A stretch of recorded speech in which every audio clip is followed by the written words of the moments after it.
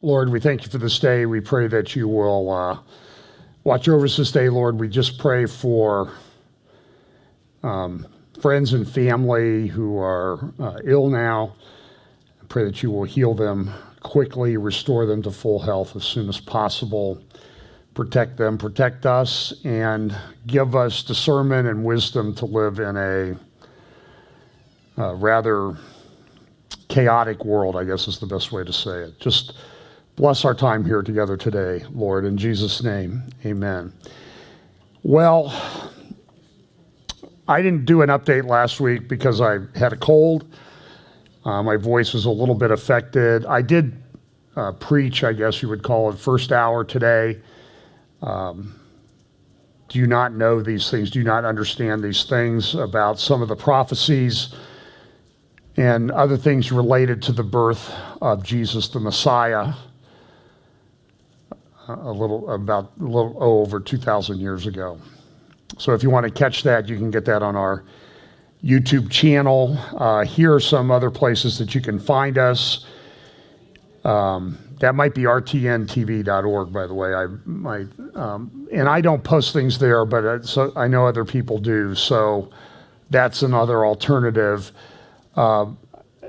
Last week we didn't stream our services, our first hour, because YouTube gave us a strike for a video that I did back in November, which blocked us from posting for 7 days. That expired on December 17th.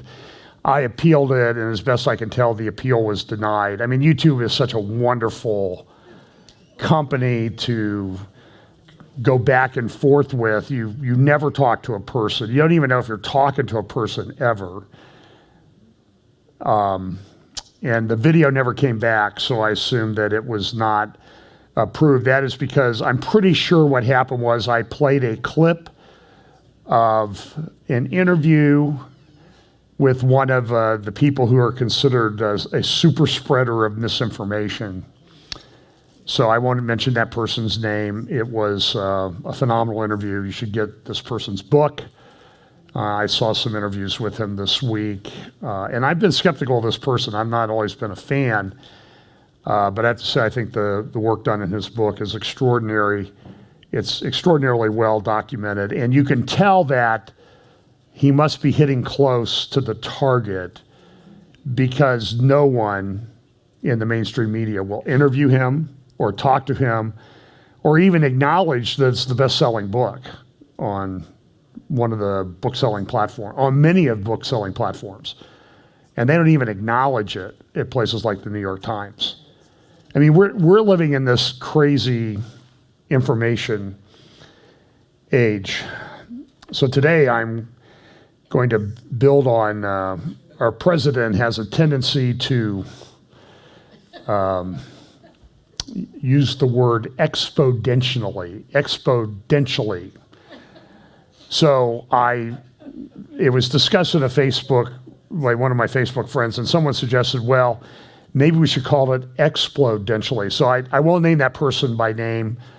He knows who he is or she is. I don't want to embarrass him by giving him credit in case I mess this up badly.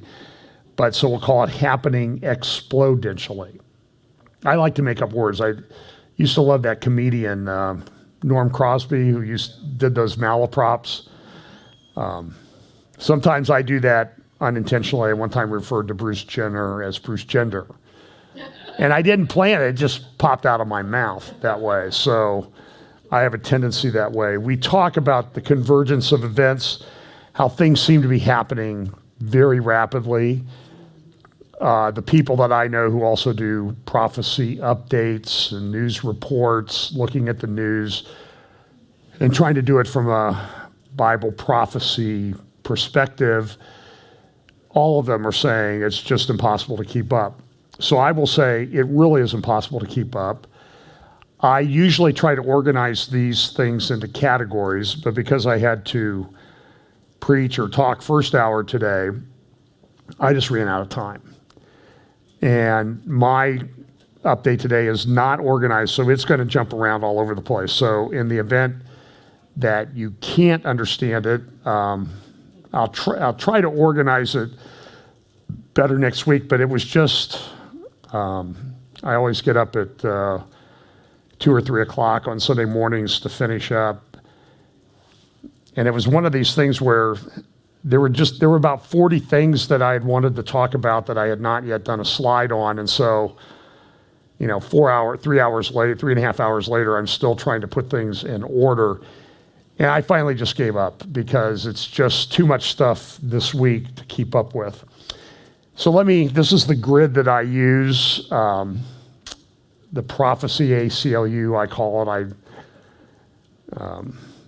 Acceleration, convergence, logistics, and understanding. These are all things I think that we see happening in terms of things coming together. It's happening very quickly. It's all happening at the same time. We also know that there are things that have to be put in place for these things to happen. And I use the eye chart. It's interesting. I went to the eye doctor a couple weeks ago, and I needed a new prescription. And on the way out, he saw me, he goes, how's that look? And I said, it's a male, and I said, I love your dress. Because I was joking like I couldn't see, but the one thing I noticed was I can see so much more clearly that I actually walked out of there, and I told him, I was like, I feel like I'm 2 inches shorter because everything on the ground looks so much clearer, like I'm closer to it. But we know that this, as we get closer to these things, we'll understand. And Daniel 12 talks about the wise shall understand. So I may touch on some things that I've talked about before, and I've done a couple interviews over the last couple weeks, and I may have talked about those. Pablo at Serpents and Doves, David Fiorazo at Stand Up for the Truth, and some other things. And so I may have talked about this. I may have even touched on some of this stuff in my update. This is what always seems to be the predictive cover of The Economist. I saw a Twitter account, by the way. It's a parody satire account. It's called, it's based on the World Economic Forum, and I'll talk a little bit about them today. The Twitter handle is the World Economist Forum. I thought it was very, very, a brilliant, that was so good, I wish I had thought of it. So let's, but you'll notice on there's a couple things that are interesting in this cover from The Economist, The World Ahead 2022. You see Xi of China, you see Joe Biden, you see a microscope here on the right, implying that there's things coming with, I think, DNA alteration. Talk a little bit about that today. Wind farms, of course, the coronavirus up in the upper right-hand side. Left-hand side, you see a camera. That might be a medical thing as well. But then these little symbols that you see in there, of course, you have the needles. I think we all know what that indicates. And then there's also these little symbols for Bitcoin, which is kind of a big deal. And who knows where this whole thing is going with regard to Bitcoin and that type of thing. And I might have some comments on that. So this Omicron, or you can switch the letters around and come up with another word. Without going into, I'm going to do an update on the state-approved treatment for Charlie Vector 019er. It would only be on Rumble because we won't get banned on Rumble. And we do want to preserve our YouTube account. But this Omicron thing is being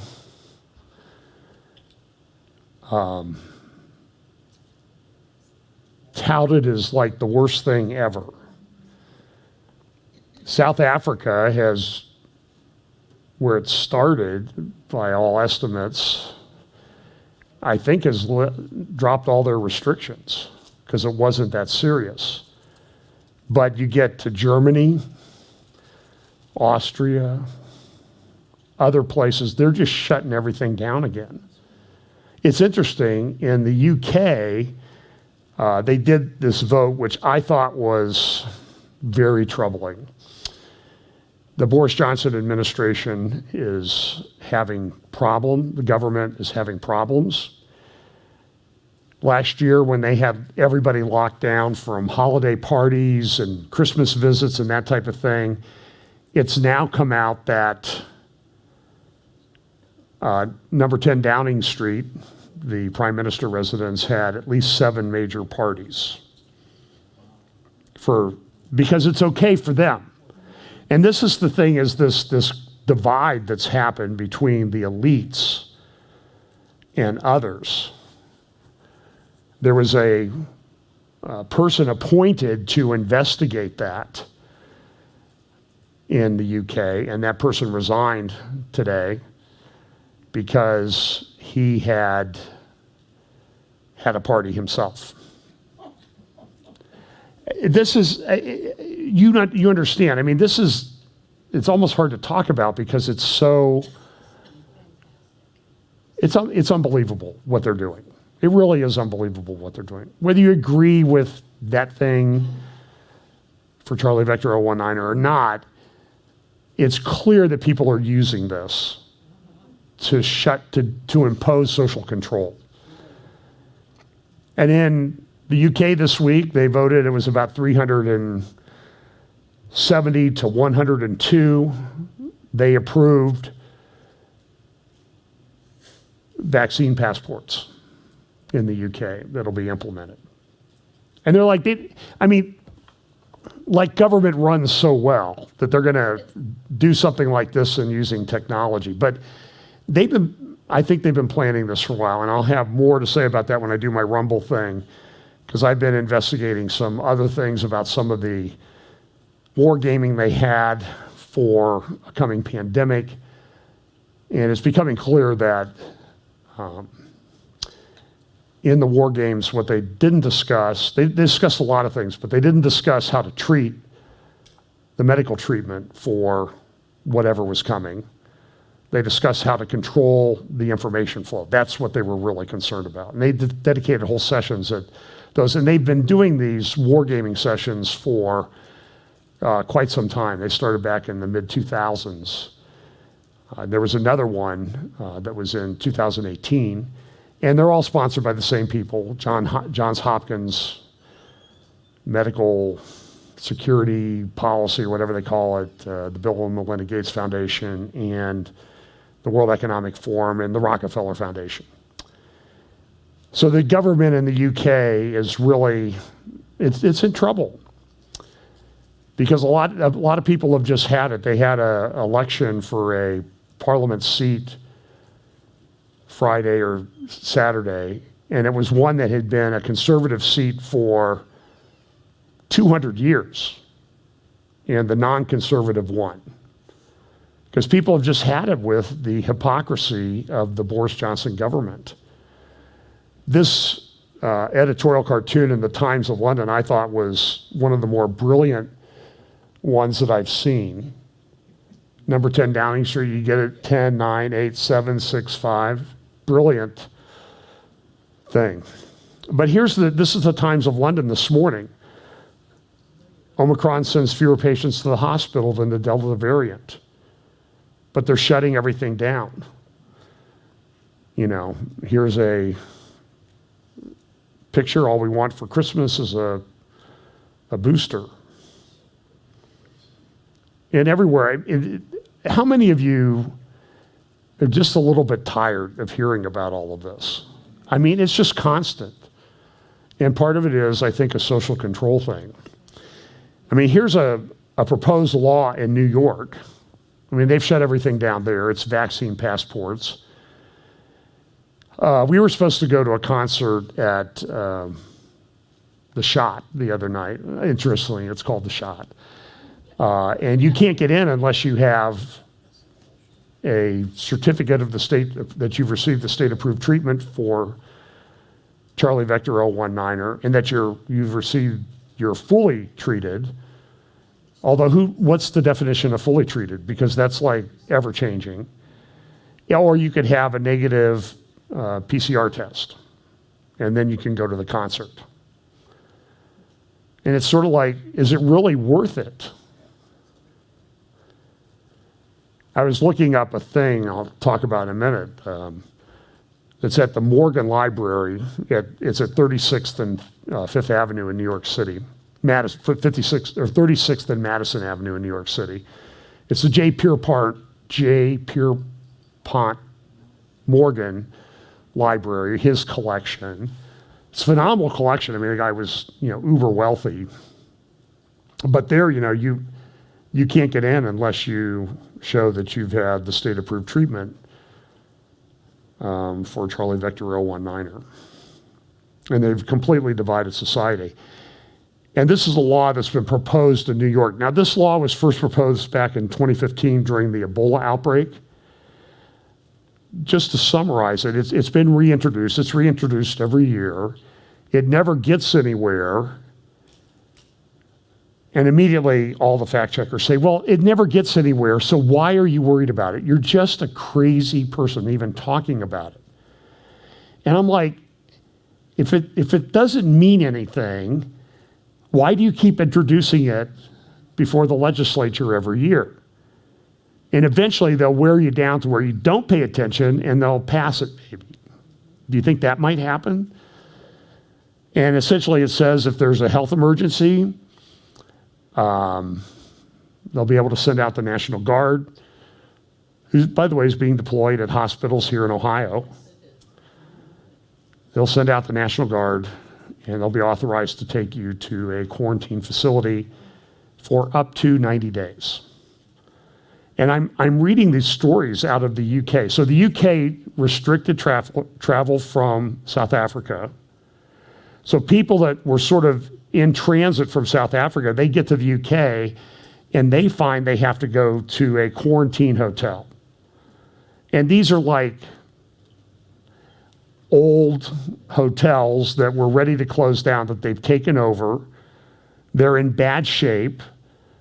You're stuck there for like 10 to 14 days. The food is terrible, and you have to pay the bill.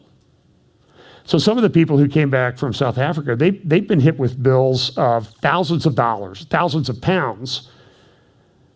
Now they've lifted the restrictions on South Africa where Omicron started, but they're locking down the UK. And listen, I don't think this thing is anything to be trivialized. I want that to be understood. I mean, as in our case, we didn't have sense of taste and smell for months. And it's very disconcerting to eat a piece of chocolate and a piece of steak and not be able to tell which is which, except maybe by texture. And that lasts in our case. And it's still, every now and then, we have issues with it. So I don't think it's trivial. And I have a nephew who's in ICU, been in ICU for, I think, 4 to 7 weeks now, in bed. Hasn't seen his daughters, or his wife and mother can come in and see him at one at a time, occasionally. I had another friend on Facebook whose husband was in the hospital. They brought him home and he passed away yesterday. I think they would be in their 60s. So it's nothing to be trivialized with. I know a lot of people who've had it severely, have recovered, and they're still struggling months later with lung issues and that type of thing. So it's nothing to be trivialized, but it's just something that seems to be constant. And here's a article in, if you could zoom out, in the Arab News today. And it says pandemic with no end, ? And the answer is, I don't know that some things are, I'm 67, so I don't know if some things are going to end in my lifetime. And by the way, I'd love to bring you positive, upbeat news. I told somebody the other day that I'm glad I had the week off last week, even though it was forced, because I just think the winter gloom is symbolic of the things that I'm reading in the newspaper. I mean, this is Central Ohio, and the sun has now disappeared. I may not see it again until March. I went out the other day at 2 in the afternoon to go someplace, and the automatic lights we have on the outside of our house were on in the middle of the day. It's very disconcerting. And we're just being fed a line of baloney. So they had a White House thing for democracy, Summit for Democracy.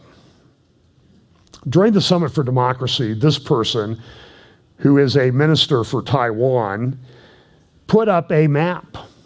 And the map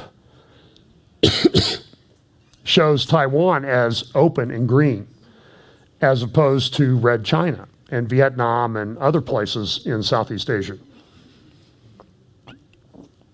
What do you think our esteemed, freedom-loving White House did? They cut her feed. Somebody grabbed a screenshot of this before it went away. Because they did not want to offend the Chinese. And it's just this control thing everywhere. Here is this is good news. This is the bright spot. Okay, good news. Salih Omarova, who was appointed for comptroller of the currency, aka controller of the economy. She grew up in Kazakhstan. She's a Marxist. Of course, she'll deny that she's a Marxist, even though her papers support it. She gaslights everybody. She's the one that Senator John Kennedy from Louisiana, when he questioned her at her confirmation hearing, said, I don't know whether to call you professor or comrade. I like that guy. I like the way he kind of boils it right down to its essence. She's withdrawn her nomination. So there was word that she was going to, but I never trust, the White House kind of floats these ideas out there, and until she actually withdraws, I never trust it. Of course, there's a host of people behind her that shouldn't be serving in our government if we're concerned about freedom. So maybe they put her up as cover for some of these other lunatics that they want to nominate. And again, this is going to be a bit disjointed, so I apologize for that. This is a California school board meeting, Salinas, California, where parents have said that their children in elementary school and middle school have been coached into joining LGBTQ club. I mean, the things that are going on there are just absolutely horrific. And they've suspended the teachers who were involved. I don't think they've issued any kind of apology or anything for these people. A mixed crowd of more than 150 people packed a school board meeting at Salinas, California on December 15th as frustrated parents clashed with supporters of two teachers accused of subverting parents and recruiting middle school students into a gay-straight alliance club. Jessica Conan, one of about 30 people who spoke during an extended public comment period, told the board that school staff indoctrinated her child and usurped her parental authority. She blasted the board and accused teachers and staff of coaching her gender dysphoric daughter through the Equality Club.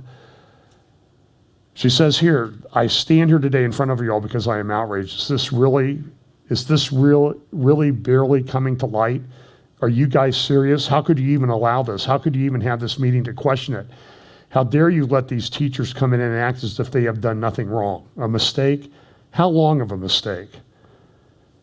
And people are upset this is happening at school boards all over the country.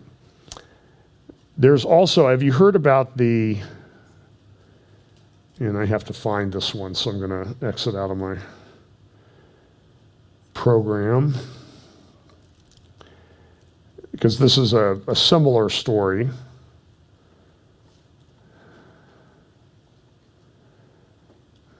Again, I thought I had this. No, I didn't. I didn't think I had this organized.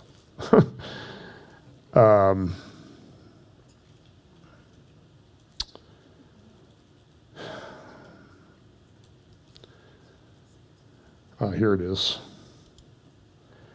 This is from the University of Pennsylvania. Have you heard about this? This guy on the right, he was a second team all-league Ivy League swimmer. Now listen, it's the Ivy League, so they're not likely world-class athletes. You know, they're students by and large. They're supposed to be elite students. So for 3 years, he swam on the male team, took a year off, supposedly took hormone suppression therapy, and now has come back and swimming as a woman. So he swam at a meetup at the University of Akron, and he won everything. He's breaking all the records. In fact, if you look at the records, when he was Will, you know, what's he doing as Will, what's he's doing at Leah, and how does it relate to the NCAA record? You'll see that he's close to the NCAA female record in a number of categories, and he's winning races by 38 seconds, half a pool and a half length. And the thing is that none of the students are really speaking out. Why? Because they're afraid to speak out. And they've told people privately, if they speak out and people find out about it, they will not be able to get jobs when they leave school. And it's distressing them. I've heard that they're standing there before the race when he's competing, and he is he's bragging about it. And they're crying because they know there's no chance that they can beat him. And I'm using him intentionally. So some of the parents wrote to the University of Pennsylvania, and they got this back. We've encouraged our student athletes to utilize the robust resources available to them at Penn, and I'd like to share them with you as well. Counseling and psychological. In other words, if you're complaining, this is what the Penn administration is recommending. We have counseling and psychological services, the LGBT Center, restorative practices, and our Center for Student Athlete Success staff. And the coach doesn't complain, as one of the swimmers said in a off-the-record interview. He wants to win. And he's going to win with this guy. Yeah. But why it's just terrible. So on Tucker the other night, he interviewed a feminist. This is a feminist, left-wing. Here's what she had to say about the situation. Thank you so much for having me. And yes, I mean, a lot of us saw this coming down the pike. There's a woman named Beth Stelzer who founded an organization called Save Women's Sports several years ago. She's going to be speaking with your colleague, Laura Ingram, later tonight. Many of us saw this coming, and it's just very important that we all understand that situations like what we're seeing in Pennsylvania at the University of Pennsylvania are not anomalous. This is happening all over the country, as I know you know. A lot of people are saying things. A lot of parents are speaking out. I think a lot of students are very scared of speaking out because saying, look, this isn't appropriate, we shouldn't have men competing in women's sports, is a very unpopular thing to say. The other thing I just want to say is very often this is framed as having so-called transgender athletes participating in women's sports. And I really want us to get away from that language. The truth of the matter is that he is a man, and he's been allowed to compete in women's sports. Part of the problem is that a lot of this is happening because of a series of orders that the Biden administration issued over the course of the first 6 months of the administration, impacting Title IX, among other federal administrative laws. And it essentially says that throughout federal administrative law, the word sex has to be redefined to include the words gender identity. And that is a disaster for women and girls, including the women who are on the UPenn women's swimming team. Well, so there is currently a lawsuit pending that was filed by 20 states, and I'm proud to say that the U.S. chapter of the Women's Human Rights Campaign submitted a brief in that case arguing that redefining sex to include the nebulous, nonsensical concept of gender identity also constitutes sex discrimination. And so I'm very happy to be involved in that lawsuit. But I also just want to note that what I unpack in the book shows that this goes far beyond sports. So we're seeing, for example, and we've talked about this before too, states like California, Washington, and other states across the country are allowing convicted male rapists and murderers to be housed in women's prisons on the basis of their so-called gender identity. We're seeing the total invasion of women's spaces, prisons, bathrooms, locker rooms, changing rooms, and sports by men on the basis of their so-called female gender identity. And what I really want everyone to understand is that words like gender identity don't have any meaning. They really don't. I mean, they're defined variously, inconsistently, and vaguely in ways that don't make any sense. Every single human being is either a male person or a female person. Everything else is a lie. Man, if you ever have an hour, I'd love to sit down and just hear what your life has been like since you started saying obvious truths like that on television. I think you paid a big cost, so we'd love to hear about it at some point. Anyway, in the meantime, thank you. Well, if I could just make one plea. Yeah. Can I make one plea to your course. viewers? Okay, so I have one plea to make, which is this.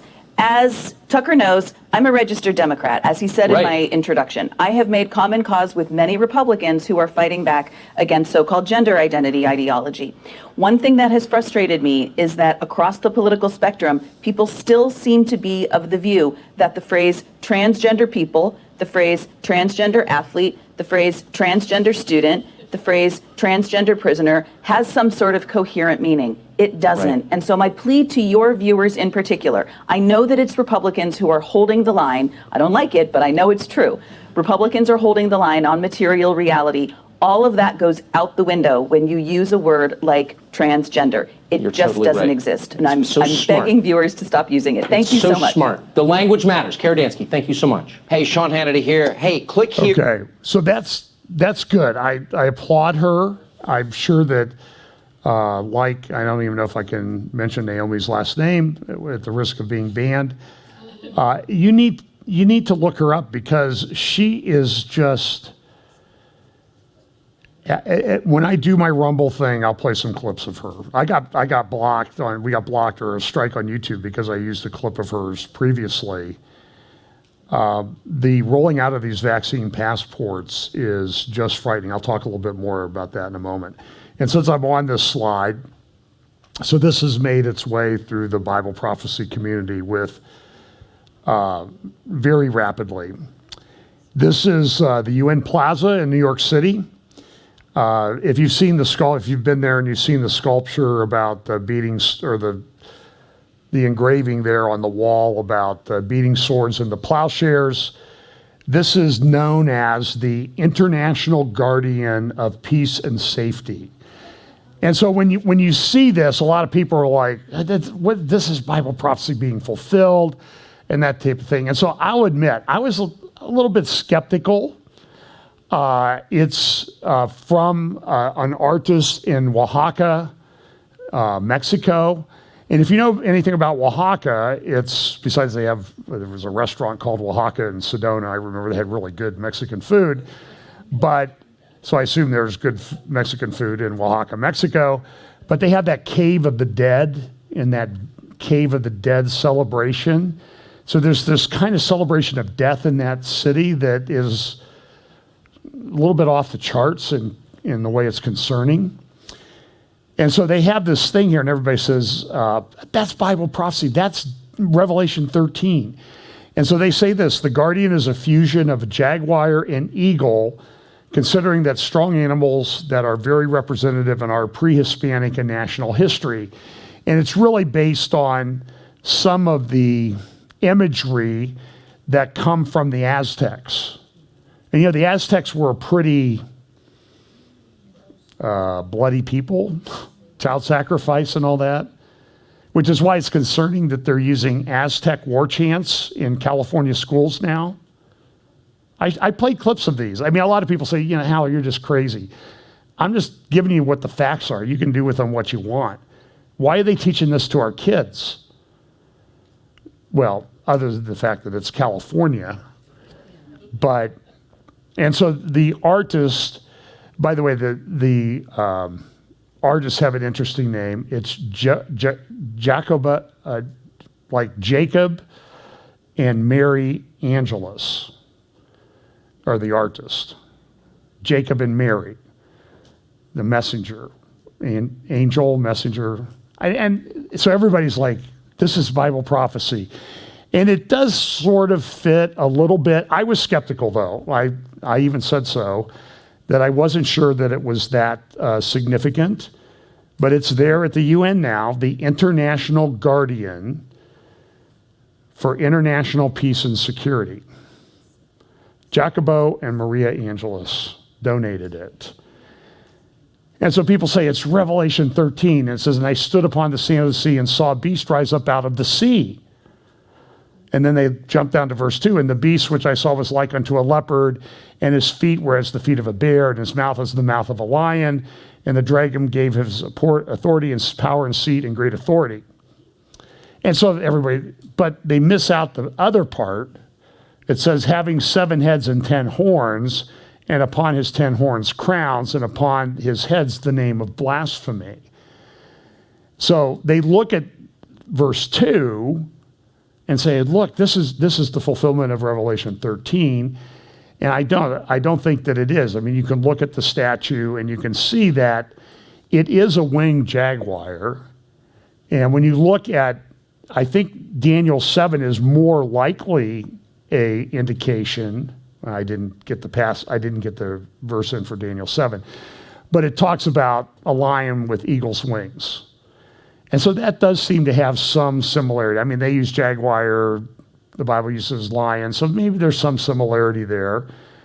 And it is kind of a fierce-looking statue. So the other night I did Prophecy Roundtable with Doug Hamp and Scott Harwell, and I mentioned that I was originally not too impressed with this, and Doug brought up some images that are in his one of his Corrupting the Images books, and he goes back to ancient Babylonian, Assyrian, and Akkad Empire imagery. And if you want to see this stuff, you can go to the British Museum, and there are panels of relief, pictures of the Assyrian Empire. When we were at the British Museum a few years ago, they were doing a special exhibit called I Am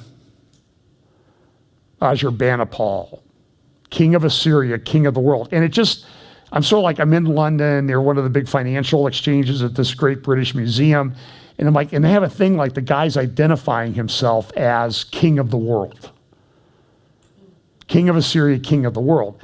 And Doug's point is that this imagery in ancient Assyrian and Babylonian thought will, he thinks, come back in the end times. And he looks at Nimrod and Ishtar and that type of thing. And from the Akkad Empire, this is about 2300 BC. This is a picture of Ishtar, a woman riding the beast. And do you see what the beast looks like there? And that's off of a cylinder. So that's sort of a flattened out version of a cylinder like this. And this is what it looks like. And it does bear some resemblance to what you see at the UN Plaza. And it is interesting that appears now at this particular time in history with all the other things going on, as if we didn't have enough stuff to worry about.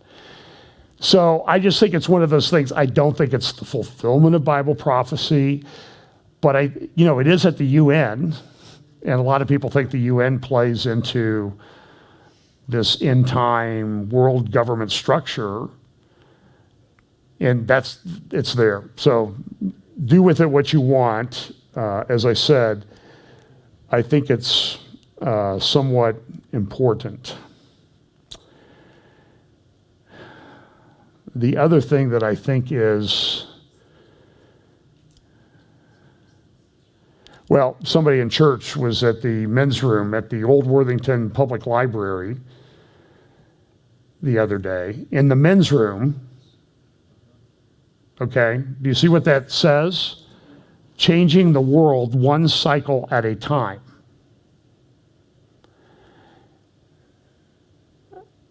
It's menstrual products in the men's room at the Worthington Public Library. Do you understand that this is local stuff?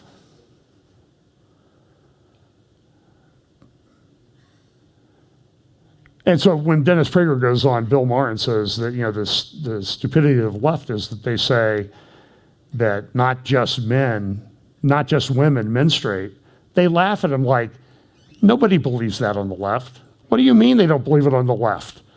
They implement it on the left. They're gaslighting you all the time. Stuff is happening and they say it doesn't mean anything. I'm trying to remember what this letter is. Oh, so Whitley County, Indiana, Columbia City. I have family that lives there. It's 18 miles from where I went to college. Some guy was complaining about what was going on at the school, at a school board meeting, and what was being taught. So now he receives a letter from this attorney at this law firm, by the way, who also happens to be on the school board, the attorney, and they've hired this law firm to investigate. How do you think that's going to go? And so here's what he says in the letter. In my capacity as legal representative of Whitley County Consolidated Schools, you are hereby advised and directed, written to Damian Stafford, henceforth and until advised to the contrary, all communications, contact of whatsoever nature between you and any of all administrators, faculty, and staff at Whitley County Community Schools shall be directly through my office. In other words, you are to immediately cease and desist all communications or contact directly or indirectly with or to the employees of this school system except through my office. And he gives his email there. So this parent can't even call his kids teachers. That's that's Whitley County. That's a rural county. I mean, you get outside of Columbia City, and Columbia City's no big metropolis. It's where I bought my first new car. Pam and I bought our first new car there. But it's sort of like, and it's not a one stoplight town, okay? It's like 15, depending on if you go both directions, east and west and north and south. But so this stuff is happening everywhere. I want to alert you to a very good article that is Joe Allen, who writes at Singularity Weekly and elsewhere. He has an article at Salvo this week called Chipped Hands, Chipped Heads, The Dark Future of Bioimplants. Now, last week I played you a clip, or 2 weeks ago I played you a clip of a guy named Elon Musk. You might have heard of him. By the way, he's just paid about $13 billion in taxes, which is like more than anybody's ever paid in any 1 year. And it's sort of like, oh, so he's not going to eat out now? I was doing an analysis of the fortune of Bezos or Bill Gates or somebody, and I figured out they were worth about $150 billion at the time. And I figured if they spent like, they could buy like a 10,000 square foot house a day, each day for like 7 years or something like that. If the house price was $1.5 million. I mean, they're very wealthy. And there's no way to spend it all. And I often wonder, so they tax them at 90%, so it's like it's not going to affect their lifestyle much. But we don't tax wealth, we tax income and capital gains. So he sold stock, and that's why he's getting taxed. But a couple weeks ago, I played a clip of him saying that we've sort of we're past the tipping point on artificial intelligence and what it's going to be. So he's sort of like giving this warning, but then there's a clip of him saying, by 2022, we're going to have by the fall of 2022, we will have chip implants in brains. Neuralink is his company. And you will see that there are Time Magazine and other places have declared him, Financial Times and Time Magazine, have declared Musk to be the man of the year. He's not getting man of the year because he has a cool electric car or an electric truck coming out. He's man of the year because of the artificial intelligence aspect and the Neuralink. That's what he's getting. And so they're telling you that this is what is important to them. And so while he does issue a warning, at the same time he comes out and he sort of spills the beans about this. So Joe Allen has a great article. Here's what he says in his article at Salvo. Chipped hands, chipped heads. The potential for top-down technocratic control should be obvious. Militarized superpowers love that concept. Until Elon Musk started pumping cash into brain-computer interface projects, DARPA, the U.S. Defense Advanced Research Projects Agency, had been the primary funding source of BCI, biochip implants, brain chip implants, going back for 60 years. He also cites a British defense study, Ministry of Defense, called Human Augmentation, the dawn of a new paradigm. It says in there things like this: human augmentation will become increasingly relevant, partly because it can directly enhance human capability and behavior, and partly because it is the binding agent between people and machines. Future wars will be won not by those with the most advanced technologies, but by those who can effectively integrate the unique capabilities of both people and machines. And so here's a page from that article, Understanding Human Augmentation. Look at the picture that they use on that page and the common, thing about the evolution of man, and you see where this is going. And I'm someone who has artificial joints, so I'm all for, some technology, but I'm not sure I want a chip in my brain. They're calling it, this is some of the things that they're looking at, but you see on the right, and here they have human performance enhancement, and what do they have down here at the bottom? Gene edited for enhanced sight. This is how you people have vision. But they're talking about gene editing, and they're also talking about certain other things that are very much talked about in the world today, the state-approved treatment for Charlie Vector 019er. And it says here, human augmentation is founded on very personal data. And look at some of the images that they use in this British report as to where this is going. And this is coming very quickly. Now, how successful they'll be is anybody's guess, but with the growth of computing power, it may come about very, very quickly, because there used to be a thing called Moore's Law, and in this area of artificial intelligence, they're increasing computing power and computational ability much faster than Moore's Law.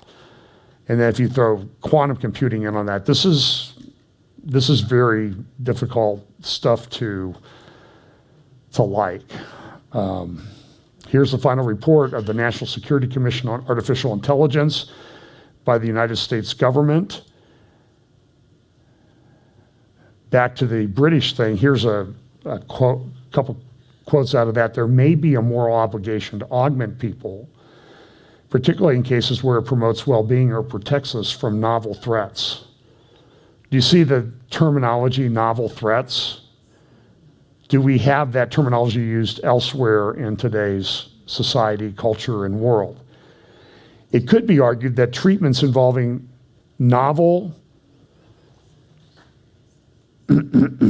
processes and gene and cell therapies are examples of human augmentation already in the pipeline. The history of demonstrates how proven and seemingly uncontroversial human augmentation technologies can take many years to become globally effective and accepted by societies.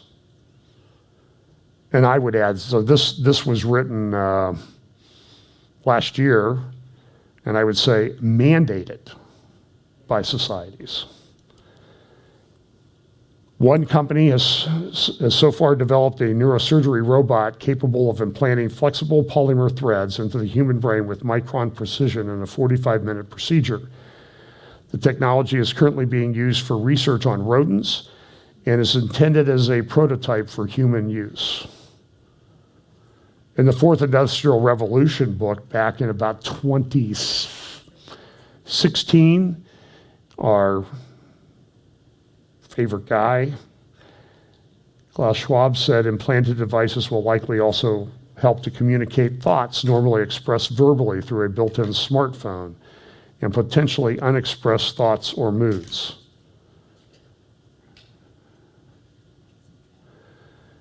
Now, if you've ever had someone say to you, I know what you're thinking. Well, now everybody will know what you're thinking. And there's a book out, this is also from the World Economic Forum, The Internet of Bodies, Opportunities, Risk, and Governance. So this is I think a investment vehicle publication. You can buy, I've not downloaded, I downloaded the cover, but it costs $4,964. So I thought I would pay, and it's only 60 pages long. So only Elon Musk can afford that kind of stuff. But here's another publication. This comes from June of 2020, a white paper that I pulled off the World Economic Forum website. And it says, Reimagining Regulation for the Age of AI, the New Zealand Pilot Project. So you can download that if you want, email me and I'll send you a copy of it. But this is a structural outline for how they're going to implement AI in New Zealand and trying to do it to be the first country in the world to implement it. And when you look at what's going on in all these countries with the social control, the quarantine camps and places in Australia, this is very disconcerting. And the proposed legislation in New York, which I don't know if it'll pass. Let's say it doesn't pass. Somebody thought of it, and we've had plenty of things. Just because it's not going to pass the legislature doesn't mean there's some lunatic health department person who will put it in place. We've seen that in our own state. At the Oxford Union, they were talking about having a debate with an AI computer. An AI computer questions its own right to exist. It's kind of an interesting article. By the way, you can read that in the Times of London.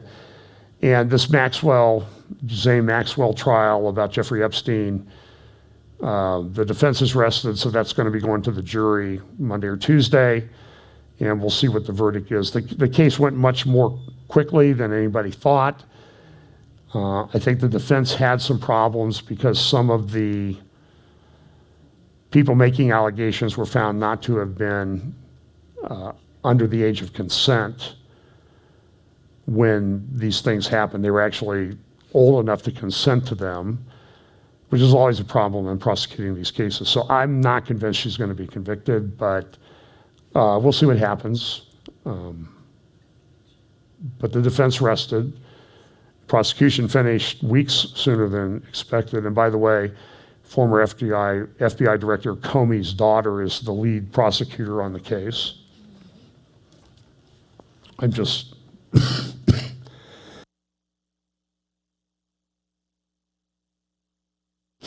just throwing that out there. Don't know if it has any significance or not. Well, there's a lot going on in the Middle East.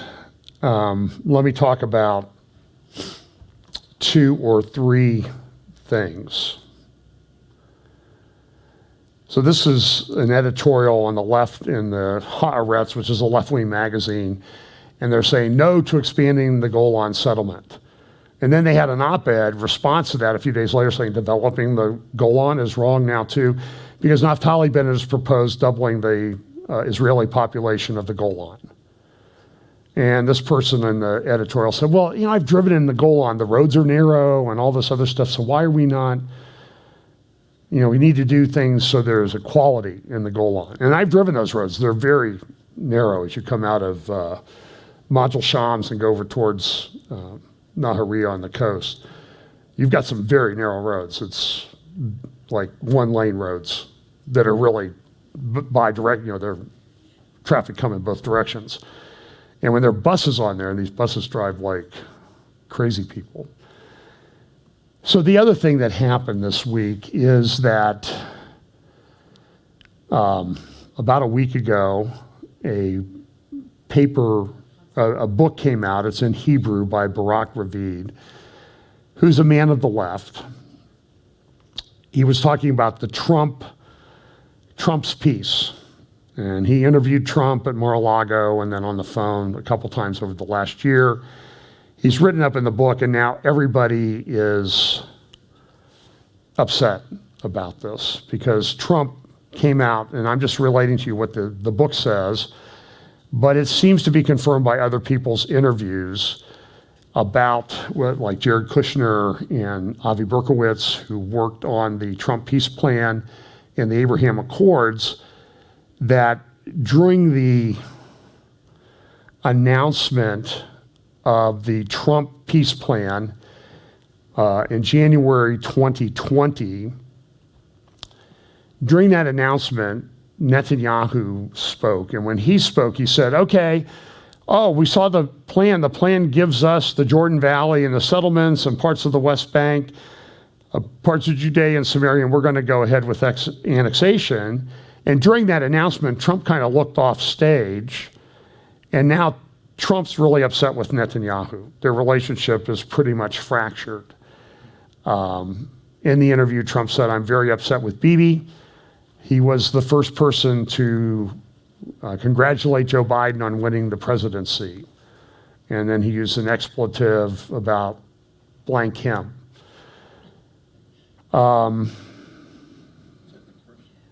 This is a man of the left, and it's not true that he was not the first person to congratulate Biden. And he's the prime minister of Israel.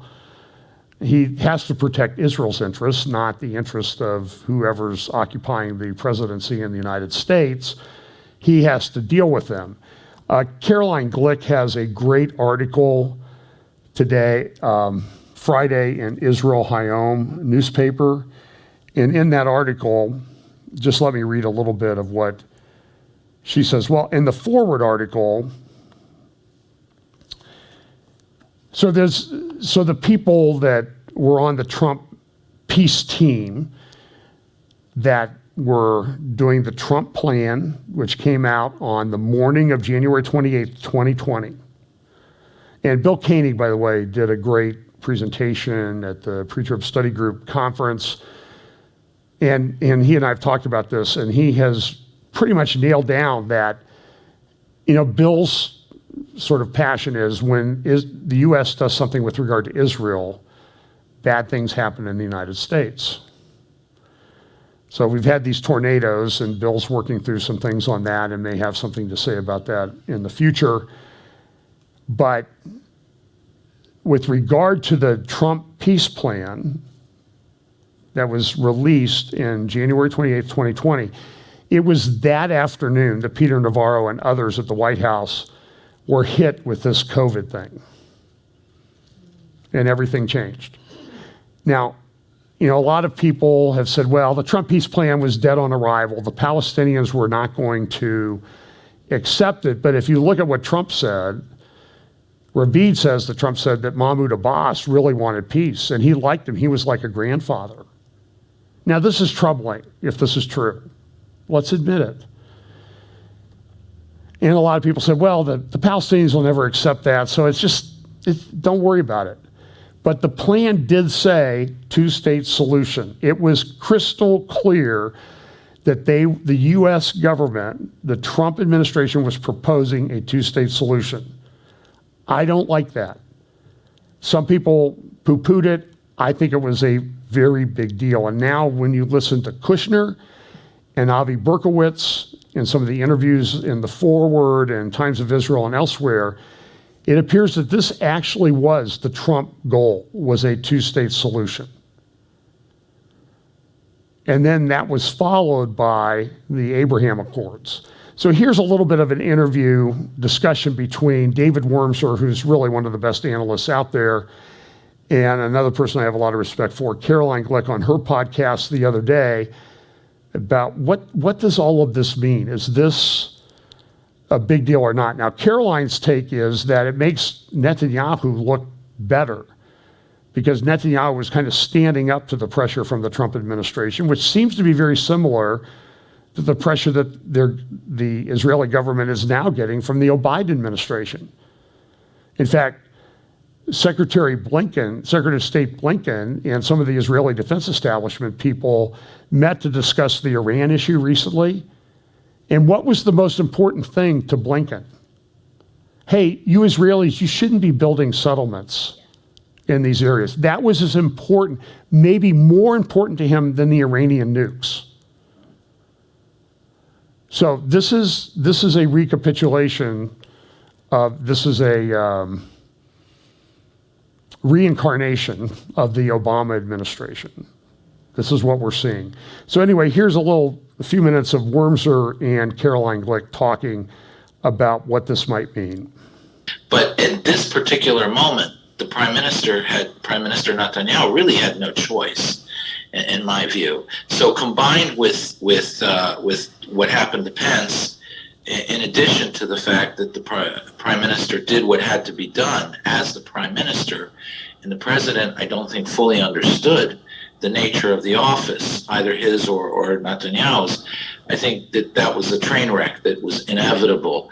That train wreck then probably left the president very bitter and made him wonder, in retrospect, much more about the peace process and why his vision of the grand deal, the deal of the century, never really materialized, which is frustrating because the president did deliver the only real peace treaty that was possible to deliver, which was the Abraham Accords.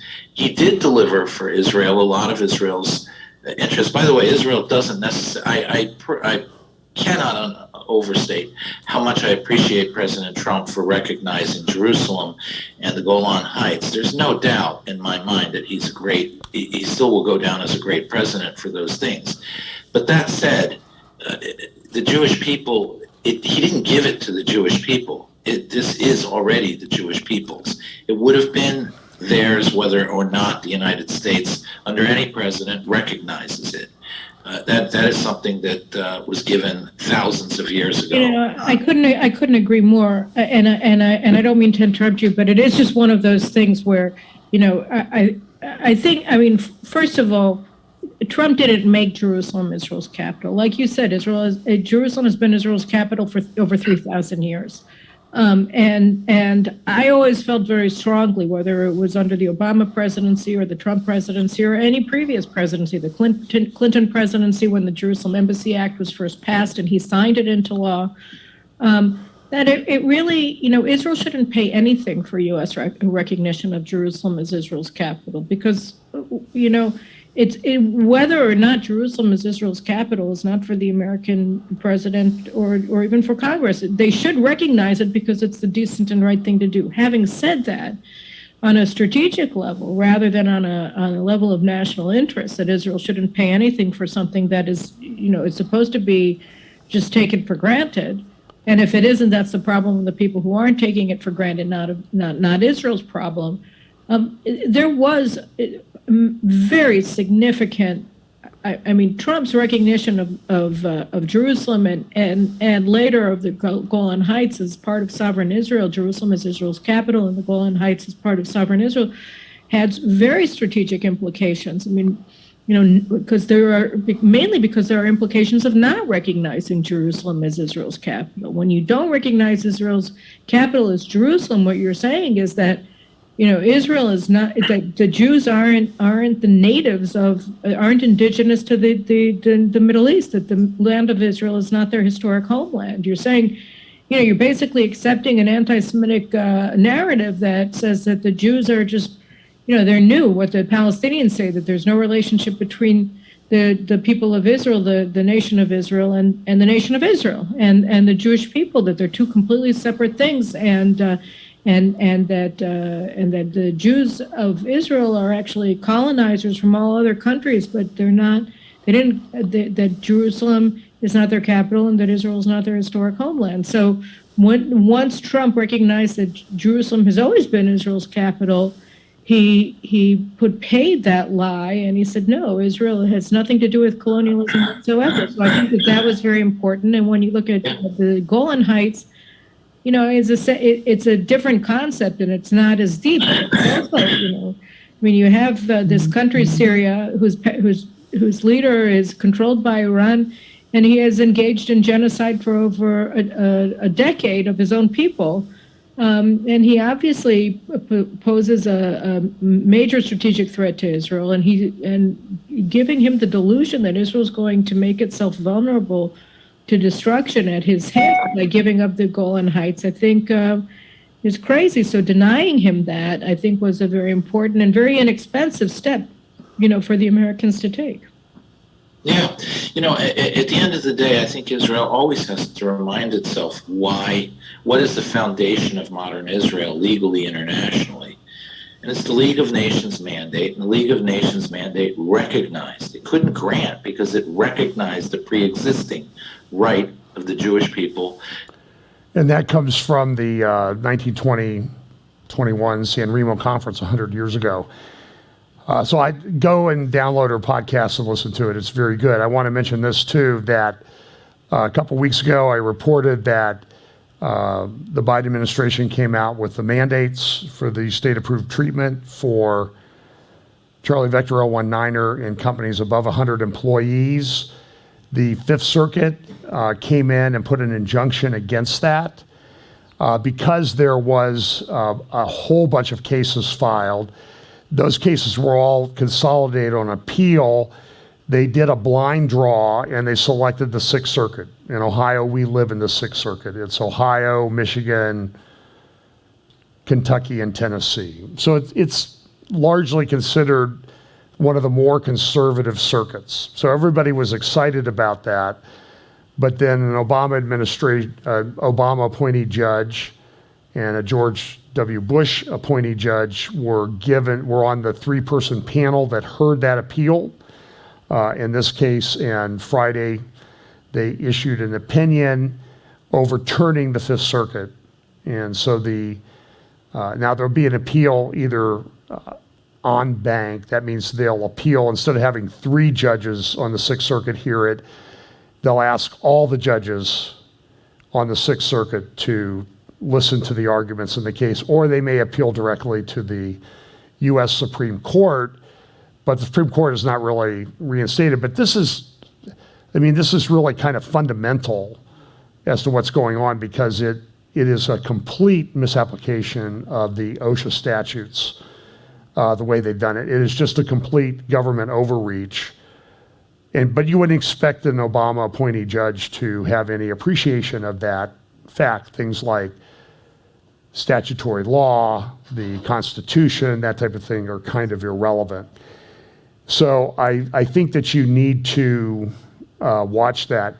I won't play this speech in full. This is the head of the EU Commission, Ursula von der Leyen, who was talking at a World Economic Forum thing a year ago. Well, listen to just a little bit of what she has to say, because it kind of relates to the mandate issue. This is from a year ago, November 17th, 2020, just after the US election. Whoops. Here we go.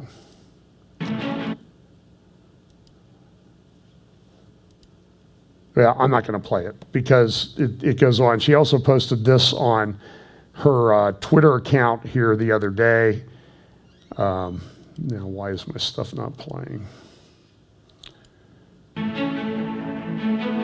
And she's talking about, this is this little thing they made up for the World Economic Forum, global gateway, infrastructure, climate change. But then look at what she uses here at about 25, 40 seconds in. as to what is sort of one of the big important things that they're doing in Europe, to forge new ones, to build back better after COVID-19. And by the way, when Biden was talking about on Hanukkah about the temple, he mentioned the temple and then talked about rebuilding the temple. The temple was the light to the Jewish people. And then he mentioned we're going to build back better. So this is the common theme. They're all trained at the same school or institute to say the same thing. Iran has issued a threat. I think I'll close with this just because we'll be here forever if I don't. So this was on the front page of the Jerusalem Post the other day. And by the way, I do want you to know that within Turkey, they had a conference. This is the head of Hamas speaking in Istanbul on December 2nd, talking about one of the top things that Hamas needs to do is to get rid of the Zionist project. And this was done in Istanbul. So you need to understand how Turkey plays into all this. And then there was this explosion the other day. I think I might have mentioned this. Alma Israel, Alma Research and Education Center based in northern Israel, does a very good analysis of issues related to northern Israel and southern Lebanon.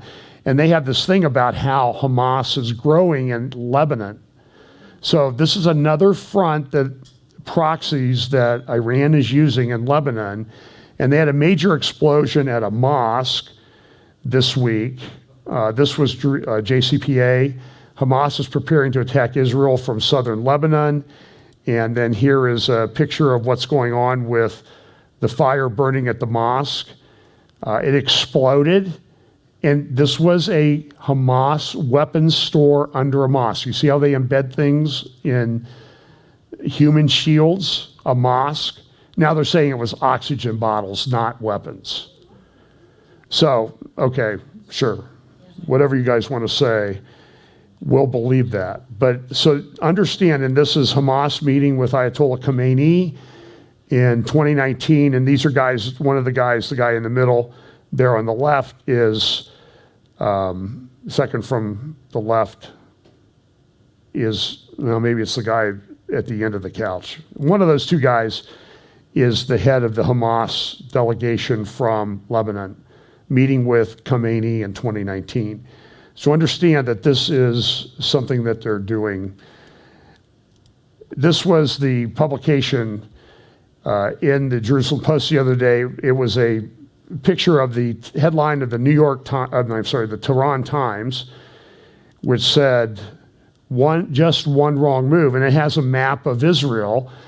And it has essentially a target list of all the places that they intend to attack with rockets from Hamas in Lebanon, Hamas in Gaza, Hezbollah in Lebanon and elsewhere, and from Iran and Iraq.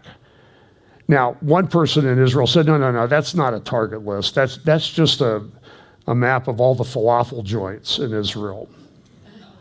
And that might be true because there are a ton of them. If you like falafel, you're in heaven there. But they're threatening, and this was another report, that Israel, to really engage in the attack on the Iranian nuclear facilities, Israel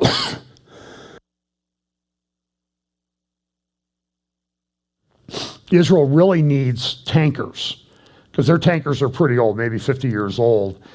And they were told that, well, there's back orders and you're not going to get any new ones till at least 2024. That's 3 years away. And they need those tankers to conduct an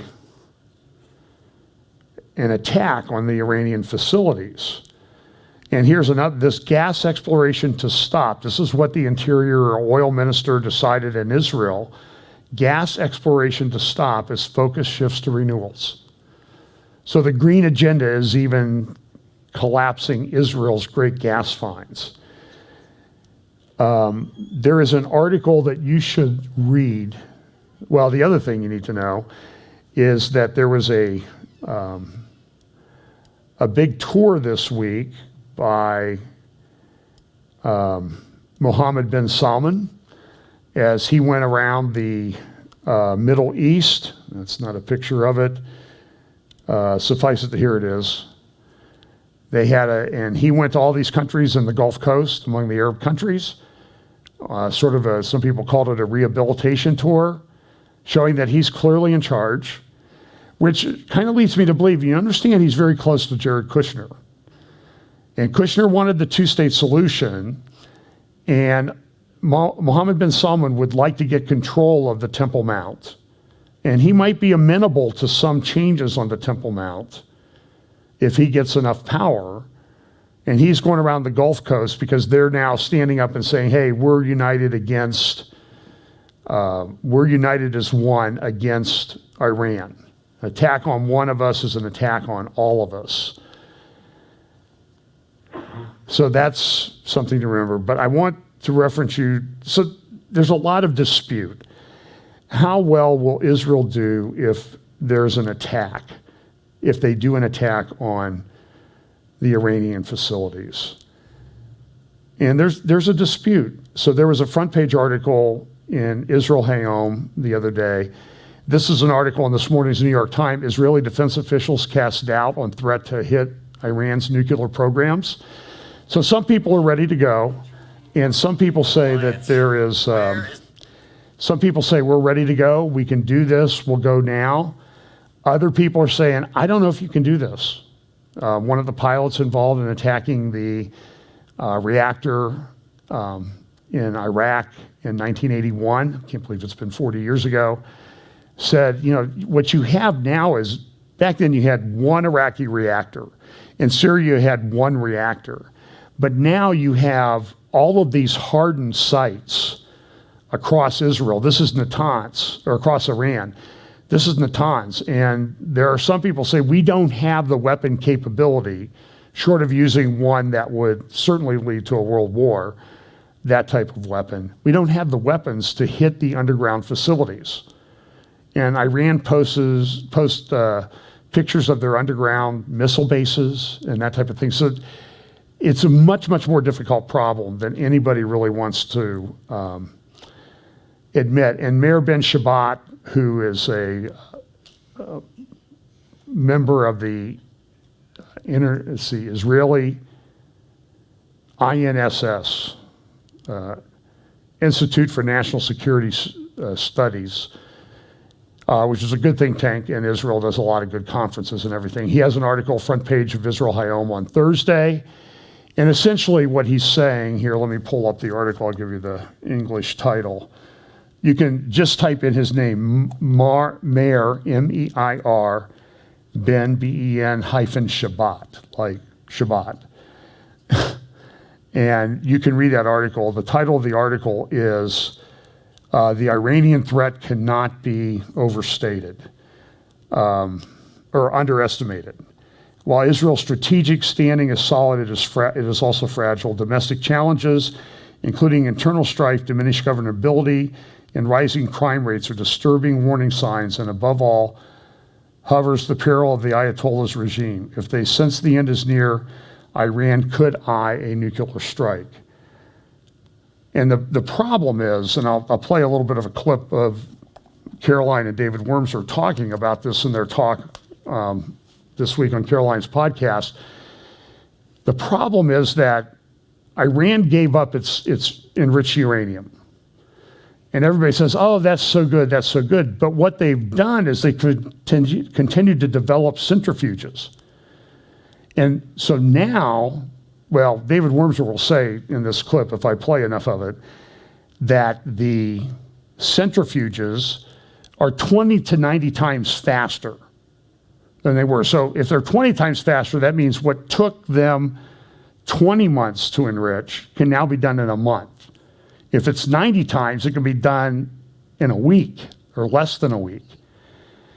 And so while they're having these talks in Vienna, and Iran appears to have no interest in solving this or entering into any kind of agreement, all the while they're continuing to advance their nuclear program, they're getting closer and closer to a breakout. And then the question becomes, what are we going to do about it? Israel has some logistical problems with that. They're going to continue to do the strike here, strike there, strike here, strike there, and try to disrupt things. But the problem, as people have noted, is, well, we attack Natanz, and so they build Natanz, they build back better in Natanz at the nuclear facility in Iran. They put things underground, so it's harder to attack. So this is a big problem, and Iran is a big existential threat, not just to Israel, but also to the U.S. Article in Israel Hayom, I think this morning, talks about the fact that they're becoming a drone power, this asymmetrical warfare. And this is a big deal. And this is my view on this and how this plays into end times. I know that, we need great company and mighty armies and that type of thing in this attack that comes against Israel.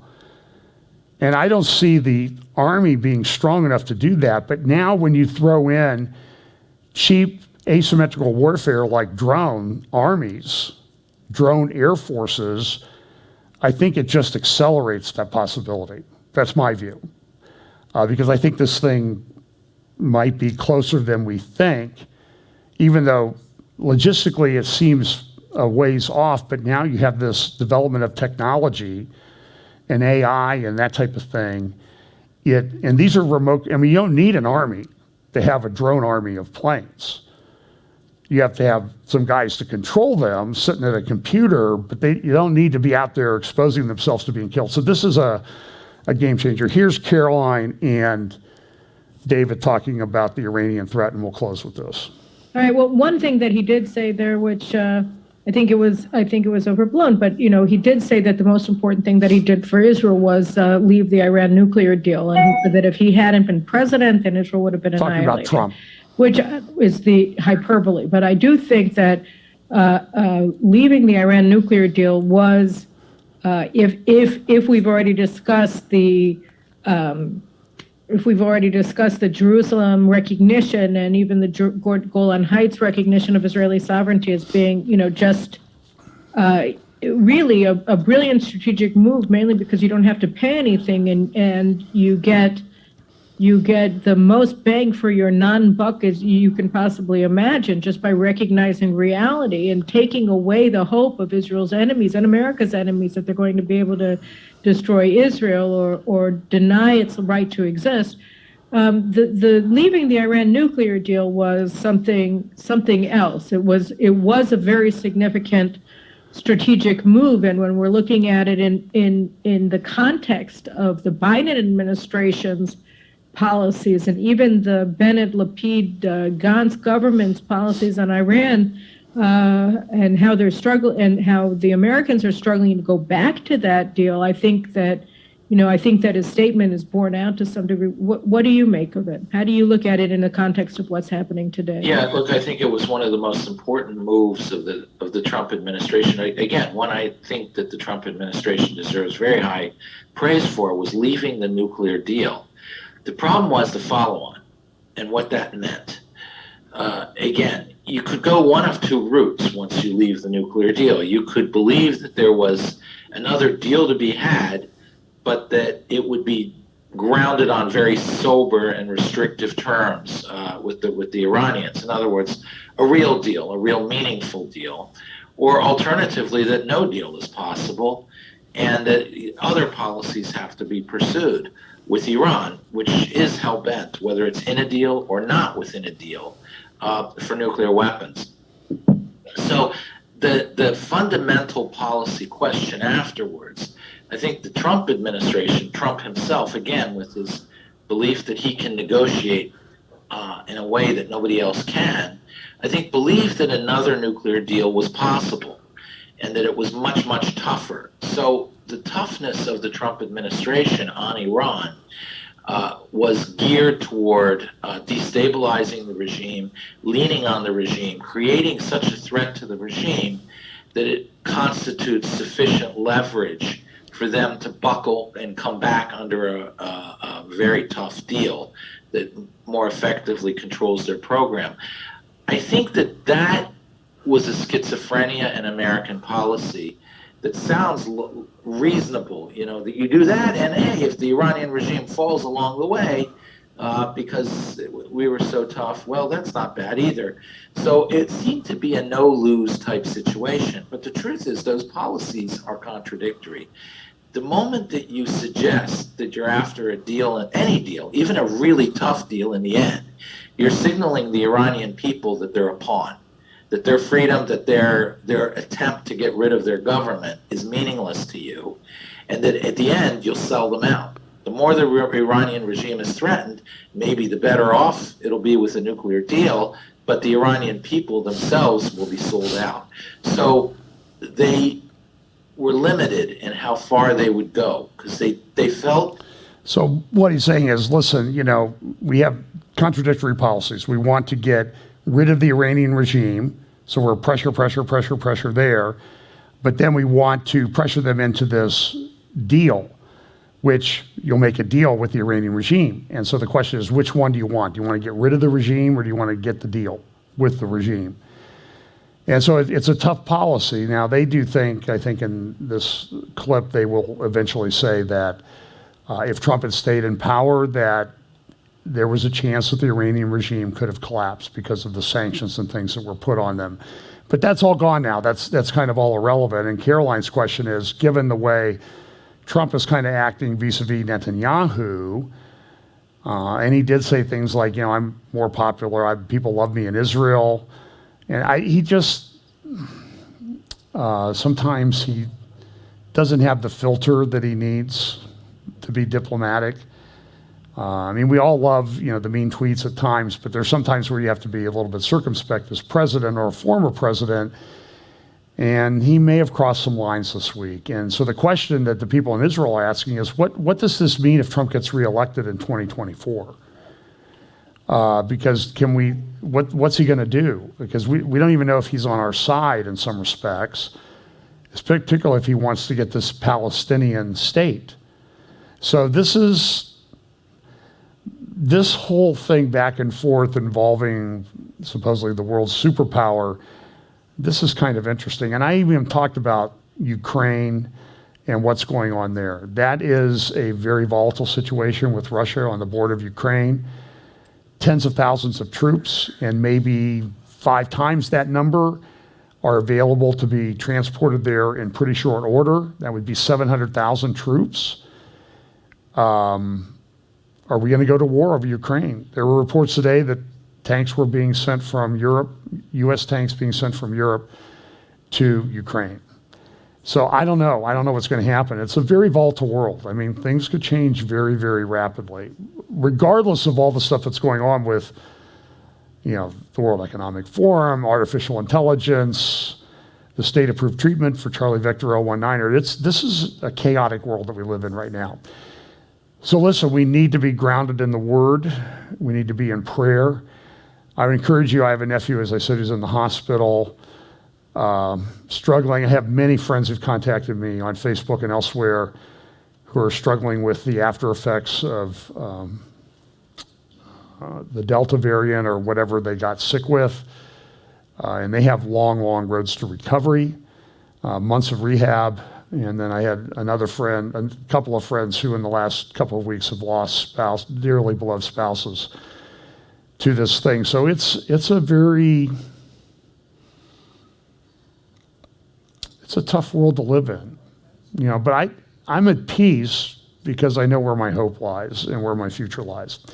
So let's keep that in mind. Let's pray. Lord, thanks for the day. We pray that you'll bless us as we go this week. Give us opportunities to share the gospel. Keep us in prayer. Keep us in your word as we deal with the things that are being sent our way by the condition of the world today. We look forward to your return. In Jesus' name, amen.